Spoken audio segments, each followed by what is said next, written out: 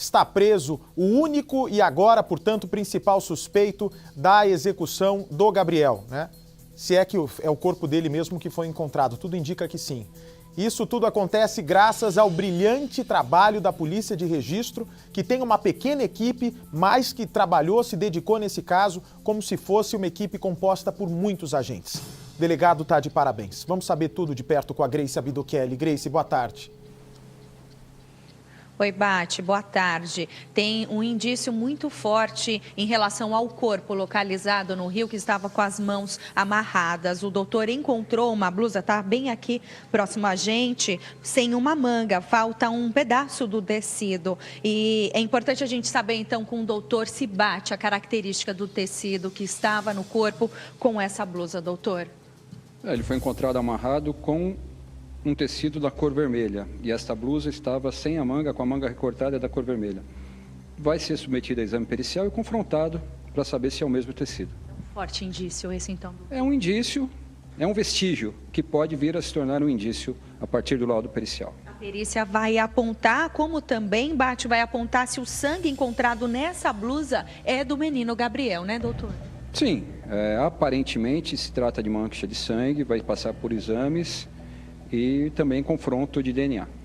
Outro fato também que chamou muita atenção do doutor Marcelo, quando ele esteve no local, naquele buraco, eles encontraram então uma Bíblia, Bate, com uma página marcada. Doutor, qual é a passagem que chamou a atenção de vocês sobre o que ela trata?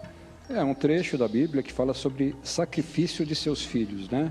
Sacrifício de crianças. Então, estava marcada justamente nesse trecho e chamou a atenção da investigação, considerando a natureza do crime investigado. Outras coisas também com conotações sexuais levam a crer que a vítima pode ter sido abusada antes de ser morta?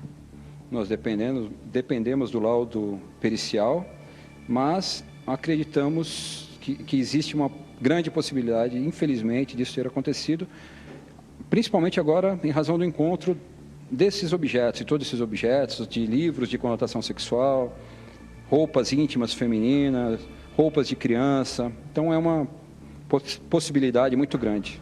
Doutor, o senhor acredita também que o Gabriel possa ter ficado alguns dias em poder desse criminoso ainda vivo e naquele buraco?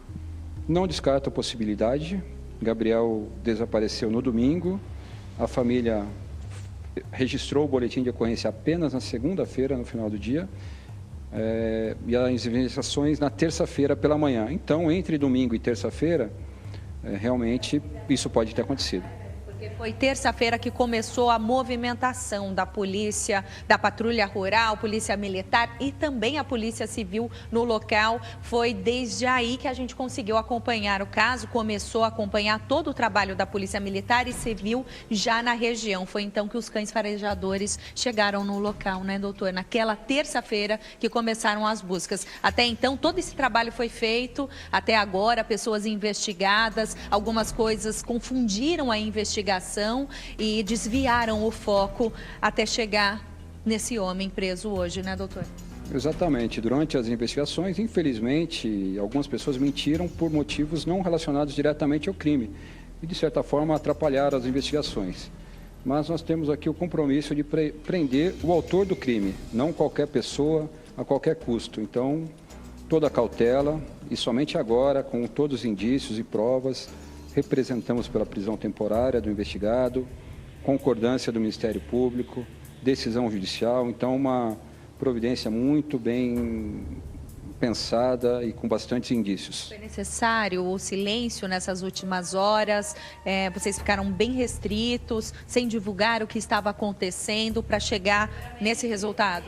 Sim, felizmente é uma região pequena, algumas testemunhas, algumas crianças têm medo, e nós precisávamos traçar a estratégia final aqui para proceder à prisão e analisar com cuidado e com cautela todos os indícios. Por que o Newton não foi apresentado? Nós não temos imagem do preso. Ele chegou em uma viatura, entrou por uma porta lateral e por isso a gente não apresentou o rosto dele, apesar da prisão preventiva já estar decretada. Ele ficará por 30 dias até a conclusão do inquérito. Doutor, por que isso? Exatamente. Nós não apresentamos ainda o Newton, porque ainda algumas pessoas devem vir à delegacia fazer o reconhecimento. E nós entendemos que se divulgarmos a imagem dele precipitadamente, isso poderá induzir esses reconhecimentos. E não é isso que nós queremos. Nós queremos isenção, que as pessoas venham, observem o Newton, entre outros investigados, e o apontem de forma correta. Não queremos indução na produção de provas. Então, nós queremos lisura no nosso trabalho e, por isso, essa cautela. Mas será apresentado oportunamente a todos. Como a polícia chegou até ele, doutor? A polícia, um trabalho de investigação muito criterioso, um trabalho de campo de inteligência policial, checando todas as possibilidades, todas as linhas de investigação possíveis, foram se fechando as principais. Soubemos da presença dele no bairro na data do desaparecimento do Gabriel, o local onde foi encontrado, a rota onde o chinelo estava, entre o local que ele morava e o Gabriel, muito perto, de fácil acesso. Imaginamos, e ao que tudo indica, o Gabriel foi arremessado da ponte, próxima ao local onde ele se escondia. Então tem uma série de indícios que nos levaram até ele. Ele foi preso então num bairro vizinho. Ele continuou na região mesmo depois desse crime, acompanhando o passo a passo do que estava acontecendo aqui em Registro. Sim, ele se escondia, né? Então era muito difícil encontrá-lo. Ele ficava naquele buraco e saía em horários alternados, às vezes passava algum tempo fora. Então, mas conseguimos localizá-lo. Uma coisa que chamou bastante atenção, porque as buscas com os cães farejadores, o apoio com o Corpo de Bombeiros, aconteceu rapidamente. Já na terça, quarta-feira, as equipes estavam por toda a região. E ele teria sido visualizado por uma equipe do Corpo de Bombeiros. Ele estava sem roupa e com um facão na mão, muito agressivo. Os bombeiros chegaram a citar isso para as equipes de investigação? Para mim, não houve essa menção. Só que quando o Gabriel desapareceu, o foco era encontrar o Gabriel, né? Até então não se sabia que o Gabriel havia sido vítima de homicídio, que havia sido jogado no rio, que poderia ter sido, infelizmente, violentado. Então o foco era outro, o foco era encontrar a criança e talvez por esse motivo também não houve, se é que aconteceu, um foco muito grande em cima desse indivíduo. E os cães farejadores passaram por esse local. Doutor, o senhor pensa em levar novamente os cães farejadores para saber se o Gabriel foi levado até o buraco? Então, o cão farejador, eu não tenho um conhecimento muito técnico sobre o que ele é capaz.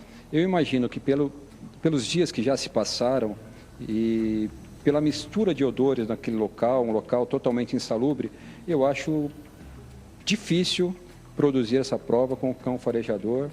Não vejo assim como imprescindível diante de tantos indícios coletados, mas pode eventualmente ser tentado. Bate, você gostaria de fazer alguma pergunta para o doutor? Ele está à disposição com a escuta. Tenho pergunta. Primeiro, parabéns, delegado Marcelo Freitas, pelo brilhante trabalho.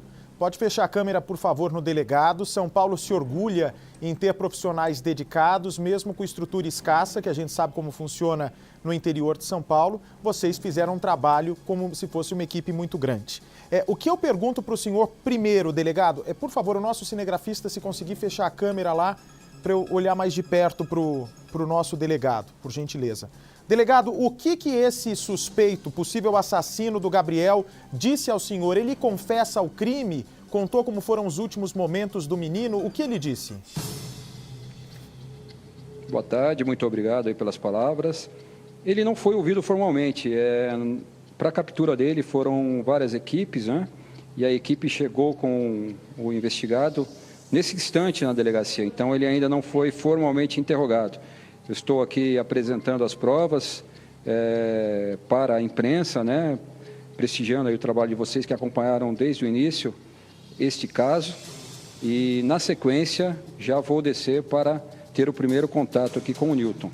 Mas, delegado, quando o Newton foi abordado pelos investigadores, com certeza ele esboçou algo, né? Ou ele falou que não era ele, ou ele falou, não, já me descobriram logo. O senhor pode nos adiantar qual deve ser o discurso dele, pelo menos num primeiro momento? Olha, eu ainda não posso adiantar qual vai ser a versão dele, eu prefiro aguardar, conversar, interrogá-lo pessoalmente Espero que confesse diante de tantas evidências, tantos indícios. É isso que a polícia espera. De tudo isso que foi apreendido, delegado, qual peça o senhor destaca como mais importante que coloca o Nilton na cena do crime? Olha, eu tenho aqui um carretel de linha que é de uma marca... Posso segurar? Pode pegar. Aqui, Duarte, eu vou mostrar pra gente. Esse carretel de linha aqui foi reconhecido como sendo vendido para o Gabriel na data do desaparecimento dele. A proprietária do bar esteve aqui na delegacia, confirmou que vendeu esse carretel de linha para o Gabriel no domingo, na data do desaparecimento. Fez o reconhecimento, disse que é dessa marca, a etiqueta foi ela que colocou, a embalagem plástica é do jeito que ela comercializa, a marca. Então, na soma de indícios, é um indício importante. Nós temos essa blusa vermelha, como foi falado, que pode ser o mesmo tecido que a criança está imobilizada. Temos aqui roupas femininas, roupas de crianças, que indicam perversão. Esse livro com essa marcação indicando sacrifício de crianças. Outros livros também de conotação sexual. Tem essa mancha aqui que vai ser feito um exame de DNA que eventualmente pode ser do Gabriel. Temos o exame que foi feito no esconderijo do investigado na data de ontem, um exame feito com luminol. Não temos o resultado, mas eventualmente pode acusar a presença de sangue ou material genético passível de confronto. Essas roupas aqui, doutor, ao lado dessa sacola? Também estavam lá, foram espalhadas aqui, que nós achamos de mais interesse. Tem outras também foram apreendidas lá. Muita coisa, foram vários sacos de material apreendido, ambos, selecionados, cada tipo de coisa em cada saco que vai ser analisado. Eu percebi, doutor, ontem, quando a perícia saiu do local, um saco que tinha aparentemente uma lona, um plástico, que poderia ser uma mancha de sangue. O senhor percebeu algo do tipo? Então, toda a peça de roupa e tudo que foi coletado no local vai passar por exame pericial.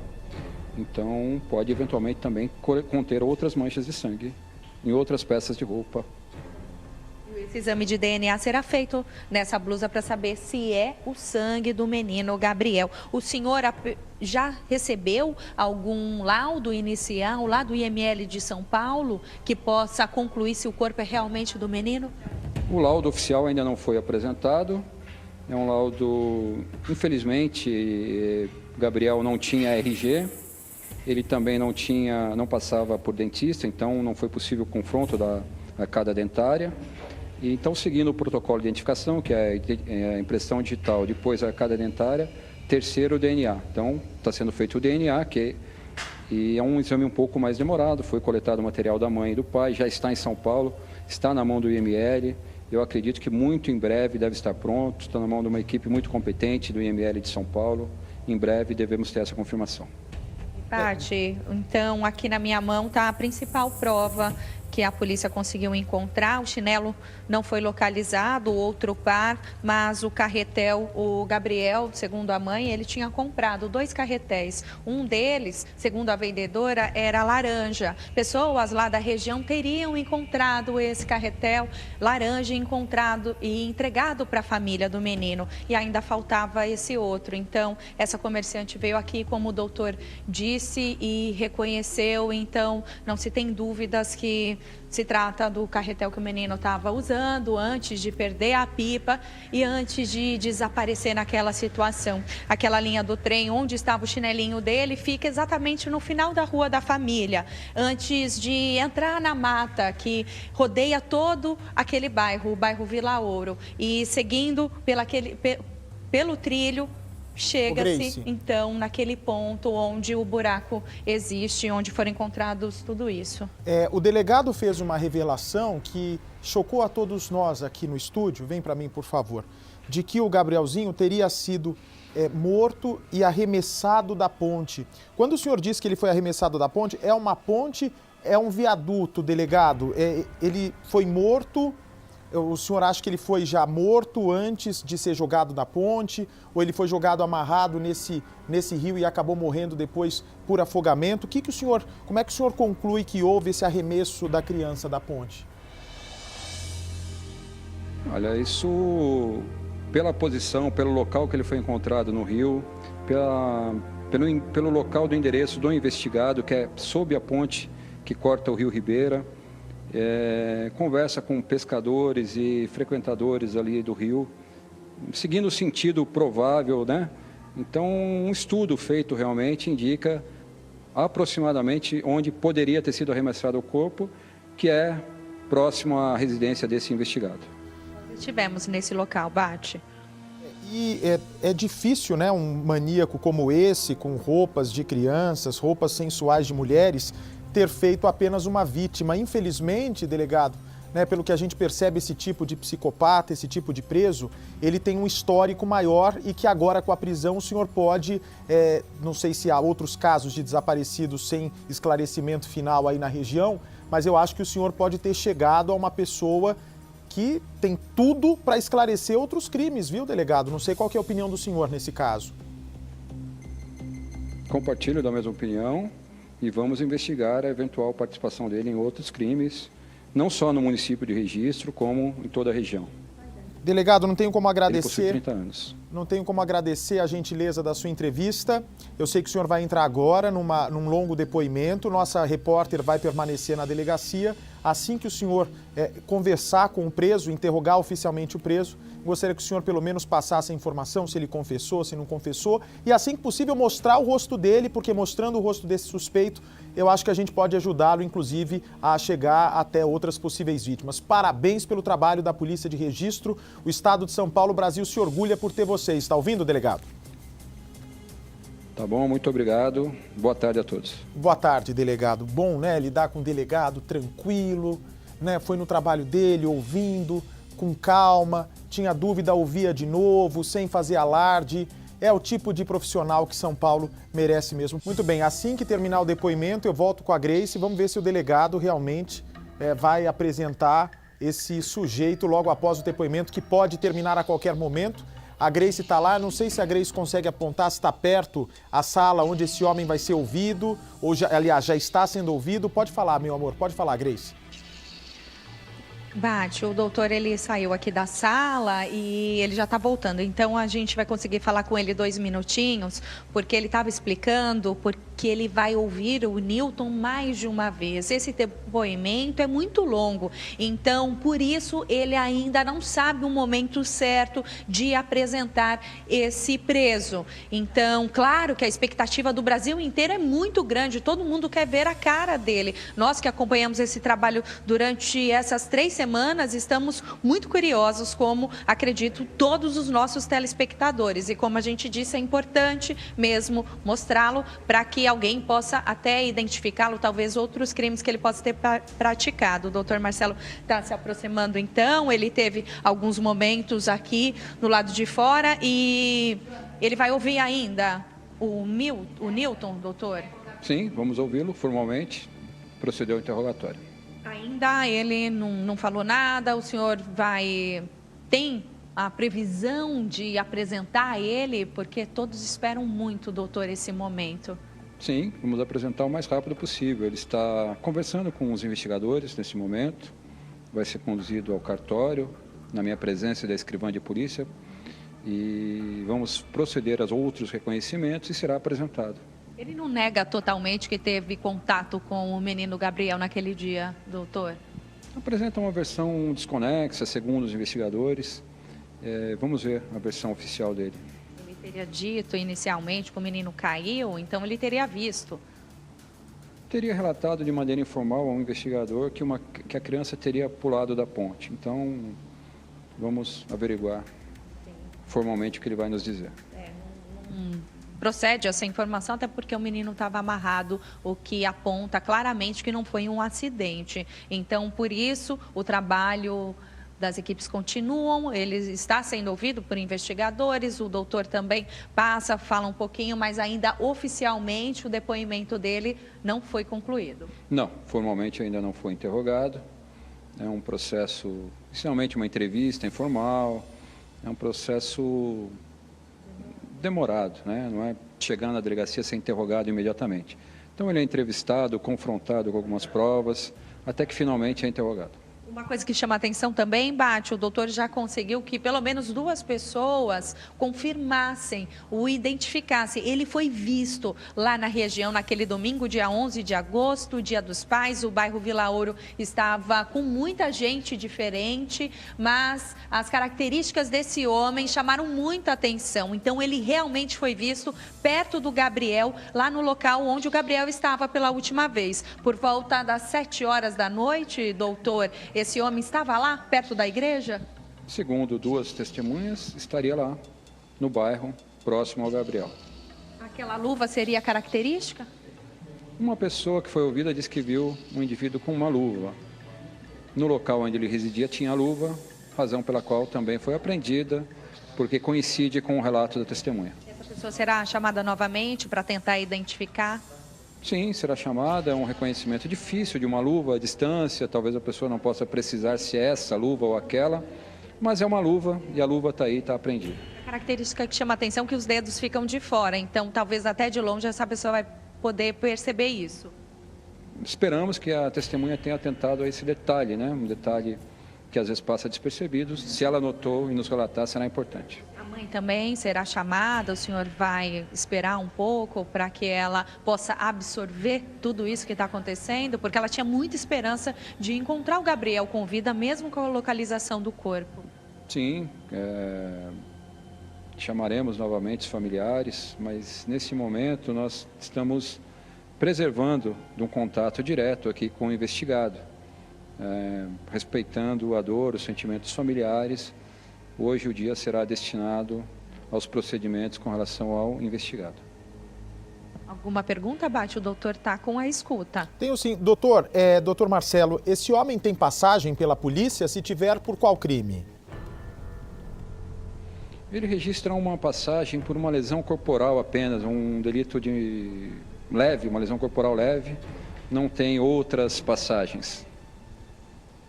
Na hora da prisão, ele foi arredio, doutor? Ele tentou reagir à abordagem dos policiais? Não reagiu, foi surpreendido, não teve chance também de reação e veio tranquilamente com a nossa equipe. Delegado, o senhor acredita que ele tenha cometido tudo isso sozinho ou pode ter ajuda de alguém para depois se desvencilhar do corpo?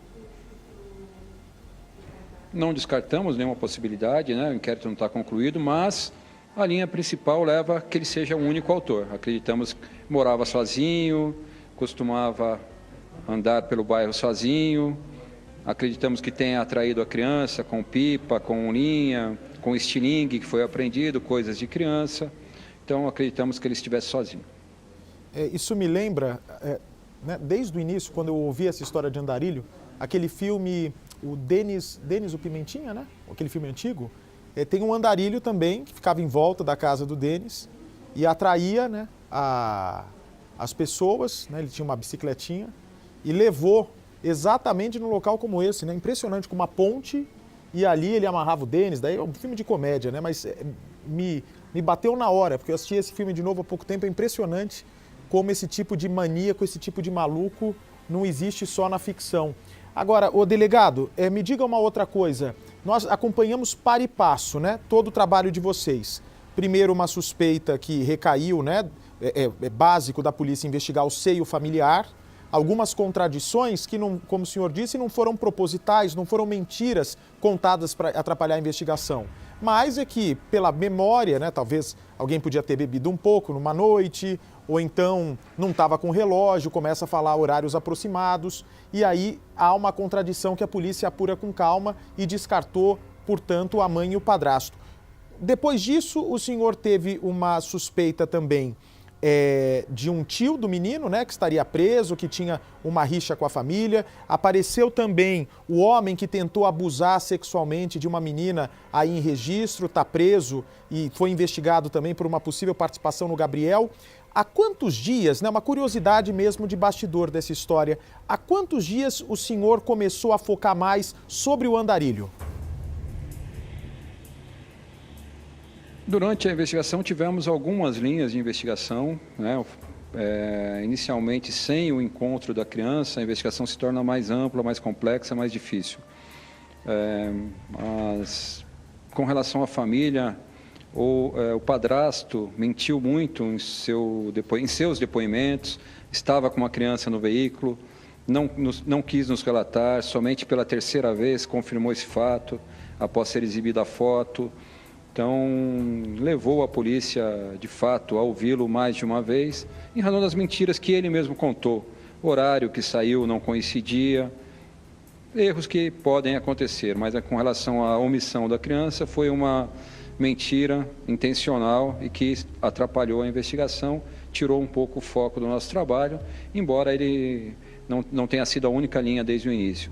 Com relação ao irmão do pai, nós sabíamos que ele estava preso, estava em regime fechado, não teve a saída temporária, portanto descartamos essa possibilidade. Com relação ao Adailton, considerando que foi visto uma pessoa desconhecida no bairro, na data que o Gabriel sumiu, características semelhantes ao Adailton, e o Adailton foi preso em flagrante, tentando abusar de uma menina de 10 anos, cogitou-se a possibilidade que não foi confirmada por reconhecimento. Trabalhamos com muita cautela para não prender qualquer um, não responsabilizar qualquer pessoa a qualquer custo. O nosso compromisso aqui é com a verdade e agora sim, com todos esses indícios, com as provas contundentes, representamos pela prisão temporária do Newton, parecer favorável do Ministério Público, decisão da juíza concordando com a prisão de 30 dias. Voltamos mais, assim, com a investigação direcionada ao Newton, principalmente após o encontro do cadáver. Essa linha de investigação se tornou mais forte a partir do encontro do cadáver no Rio Ribeira de Iguape. Existe a possibilidade do senhor solicitar uma reconstituição? Quando isso se faz necessário num trabalho policial?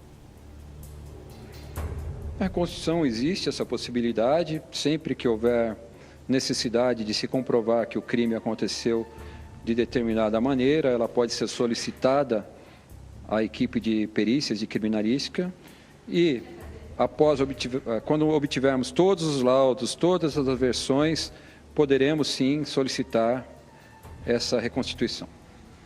Valdo Souza, nosso comentarista, quer fazer uma pergunta para o senhor, doutor Marcelo. Pois não, Percy. Eu quero Pois não, as ordens. ponderar com o delegado o seguinte, o senhor é um policial experiente, está dando um show de investigação, quero parabenizá-lo por isso. E o senhor lá na sala do depoimento, vamos ter um interrogatório, o senhor saiu um pouco só para falar com Cidade Alerta, obrigado por isso. Bom, eu queria saber, delegado, o seguinte, o senhor está frente a frente, olho no olho, face a face, faz perguntas e ele responde. Essas respostas são de imediato, ele vacila, titubeia, para pensar. As frases dele são completas ou ele fica pensando um pouco para responder. Ele olha o senhor nos olhos, ele abaixa a cabeça, ele evita fitá-lo. Qual a sua percepção do comportamento do suspeito nessa entrevista que precede o interrogatório? Boa tarde, Percival. Prazer falar com você. Demonstra todos os sinais de que está mentindo. Não olha nos olhos, demora para responder. Então, não convence, né? A sua negativa não convence. Uma pergunta aqui importante, doutor. Esse homem, ele possui ele fala se possui algum distúrbio psiquiátrico e já esteve internado numa clínica? Vamos submetê-lo, vamos representar, se entendermos necessário, após o contato, o interrogatório formal, para que seja submetido a exame de sanidade mental, se for necessário, ou se obtivermos alguma comprovação nesse sentido. Até o momento não temos essa comprovação. Evidentemente que um crime dessa magnitude, dessa covardia, indica uma personalidade perversa. Precisamos saber se o grau de perversão, o grau, se é uma pessoa normal, imputável, inimputável, semi-imputável, tudo isso será objeto e será analisado por peritos oficiais. Um cenário, delegado, de que realmente ele é o assassino, ok? Se vocês conseguirem comprovar, condenar como assassino. O senhor sabe que, pela legislação brasileira, ninguém passa mais de 30 anos, né? Se réu primário, talvez né? Ele já tem uma passagem por um crime leve, segundo a Constituição, ali não deve ficar muito tempo preso. Qual é a chance de uma pessoa como essa, que a polícia teve o maior trabalho de pôr as mãos, de ser solta rapidamente? Alguma chance de, se houver algum distúrbio psiquiátrico, manter esse rapaz para o resto da vida preso? É o que esperamos.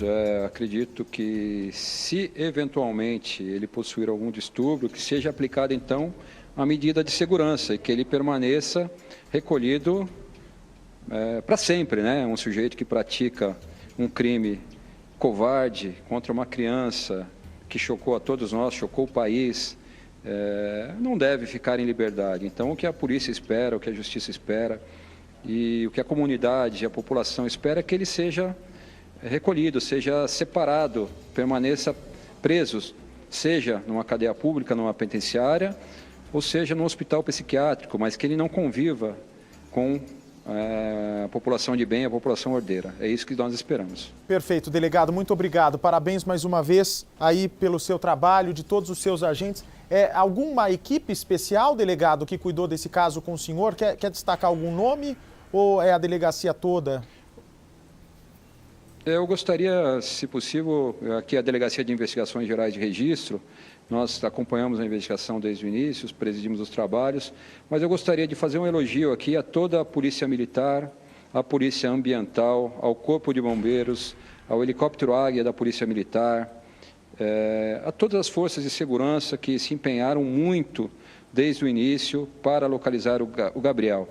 Então, aqui em Registro, nós não temos essa divisão de Polícia Civil, Polícia Militar, nós temos uma perfeita harmonia e eu acho que é isso que faz o trabalho dar esse resultado. Então, eu gostaria de agradecer a todos pelo empenho. Olha, o senhor está dando uma lição aí para muitos, né, que acham que o trabalho de investigação policial se faz sozinho. Essa conclusão que o doutor Marcelo chega, não é, de unir as forças existentes, Corpo de Bombeiros, Guarda Municipal, Polícia Militar, isso só ajuda o trabalho, inclusive, do delegado. E tentando o delegado que se perde na vaidade de, muitas vezes, diminuir o trabalho desses outros pares que são pagos pelo governo aí justamente para que sigam juntos. A população, delegado, tem a mesma vontade que o senhor, né? E reconhece da mesma forma que o senhor. O povo não distingue a PM, da Polícia Civil, do Corpo de Bombeiros. São todas forças de segurança que devem estar a postos para esclarecer os crimes e ajudar a população a evitar também, a prevenir outros delitos, né? Então, parabéns, isso daí que o senhor está fazendo é uma aula para outros colegas. Eu sei que o senhor não faz isso por mal e também nem para receber esse meu elogio, mas é uma questão de humildade que merece ser destacada. Não é à toa que o senhor é tão competente e chegou aonde está. Parabéns, tá, delegado? Parabéns mesmo. Obrigado. Muito obrigado. Boa tarde. Vem para mim, por favor. Né? E é claro que eu não vou falar isso com o delegado dividindo a tela comigo, mas vocês se lembram de um crime, né? Um dos mais famosos aqui do Cidade Alerta, que foi uma prisão da PM, uma prisão da Polícia Militar. Nós descobrimos primeiro que a PM tinha apreendido e aí a Polícia Civil queria que esperasse o dia seguinte para fazer uma coletiva bonita, para chamar toda a imprensa, para anunciar uma prisão, como se fosse a Civil que tivesse feito a detenção. Mas é uma palhaçada. Se a Polícia Militar que prendeu, palmas para a Polícia Militar, isso não vai diminuir o trabalho do delegado. Se foi a Guarda Municipal que prendeu, palmas para a Guarda Municipal, não vai diminuir o trabalho da Polícia Militar nem da Polícia Civil. Tem todo mundo que se unir. Agora, o problema é que essa divisão e esse mundo de vaidades parte justamente muitas vezes da cúpula. É na cúpula que começa essa segregação. Isso que não pode acontecer e isso que o Brasil não quer. Como eu disse, por exemplo, ontem no caso, lá daqui a pouco vou entrar no caso do pai e da filha, a gente ajudando a delegada, buscamos elementos, ela pediu inclusive documentos exclusivos que o Cidade Alerta tinha, a gente cedeu. Agora, na hora de criticar, vai lá e bloqueia nosso produtor no WhatsApp. Olha que infantilidade, pra que isso, gente? Daqui a pouco vai ter esse caso aqui no programa. Eu vou te falar... O dinheiro sai tudo do mesmo bolso, é o povo brasileiro que paga uma fortuna de imposto. A gente trabalha 3 meses por ano para pagar imposto, para pagar o salário dessa gente toda. E aí quer joguinho de vaidade? Hein? Vocês têm que querer o trabalho de vocês bem feito e o dinheiro de vocês no bolso. Vaidade não vai levar vocês a lugar nenhum. para quem servir a carapuça que Vamos use. fechar o caso Gabriel e pedir para a Polícia Civil emprestar o doutor Marcelo para Mogi Guaçu. O que você acha da ideia, Marcelo? Você é venenoso, hein? Vou te botar na hora da venenosa. Fazer dar uma ajuda lá. Quer ver? E aí, ontem mesmo eu fiz uma postagem no Instagram falando assim, né, que nós nos sentimos lisonjeados de ser um programa especializado em investigar pessoas desaparecidas, somos gratos às pessoas que nos procuram, mas ao mesmo tempo me preocupa o seguinte, muita gente está procurando primeiro Cidade Alerta para depois procurar a polícia, tem que ser o inverso. É primeiro procurar a polícia, né, a autoridade que faz a busca, para depois buscar o Cidade Alerta.